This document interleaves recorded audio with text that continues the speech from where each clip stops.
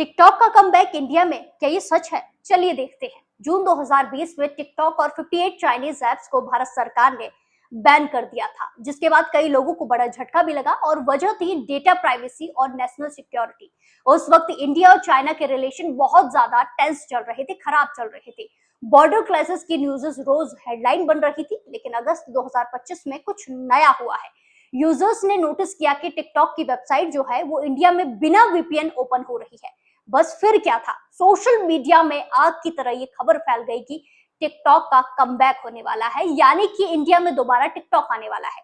लेकिन रियलिटी ये है कि ये सिर्फ एक टेक्निकल ग्लिच था, जिसकी वजह से ये सब हुआ। भारत सरकार ने साफ कहा है कि टिकटॉक पर बैन अभी भी लागू है। यहाँ तक कि बाइडेंस ने भी स्टेटमेंट दिया है कि we are not back in India, this was a mistake. यानी कि दोनों की तरफ से एक स्टेटमेंट आ गया है। यानी कमबैक की खबरें सिर्फ अफवाह की तरह है। लेकिन यहाँ पर भी एक ट्विस्ट है। बाइडेंस ने हाल ही में लिंक्डइन पर गुरुग्राम ऑफिस के लिए जॉब पोस्टिंग डाली है।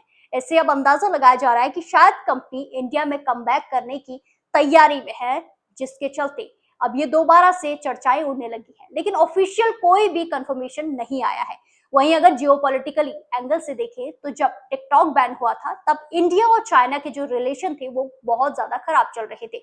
दोनों कंट्रीज के बीच में ट्रेड वॉर जैसी कंडीशन आ रही थी, वॉर की जैसी कंडीशन थी, जो अब धीरे धीरे सॉफ्टनिंग होती हुई दिखाई दे रही है। जैसे हाल ही में पीएम मोदी की चाइना विजिट और ट्रेड टॉक, ऐसे में शायद टिकटॉक की वापसी पॉसिबल हो सकती है। लेकिन ग्राउंड रियलिटी यह है कि इंडिया अभी भी डेटा लोकलाइजेशन और यूजर प्राइवेसी पर स्ट्रिक्ट है। जब तक ये इशू क्लियर नहीं होता है, कमबैक मुश्किल है।